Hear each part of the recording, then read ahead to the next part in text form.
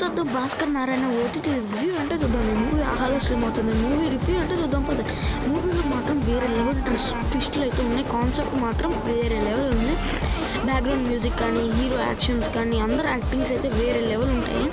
ట్విస్టుల మీద ట్విస్టులు అయితే అద్దరిపోతాయి. ఇంకా బ్యాక్గ్రౌండ్ మ్యూజిక్ అయితే చెప్పాల్సిన అవసరం లేదు. చాలా కొత్త కాన్సెప్ట్ ఉంటుంది. తర్వాత ఏం జరుగుతుంది అనేది మనం ఫీల్ అవుతాం అనమాట. ట్విస్టులు మాత్రం మైండ్ పోతుంది లోపల. ఇంకా ఈ మూవీ వచ్చేసి మిస్టరీ థ్రిల్లర్గా ఉండిపోతుంది.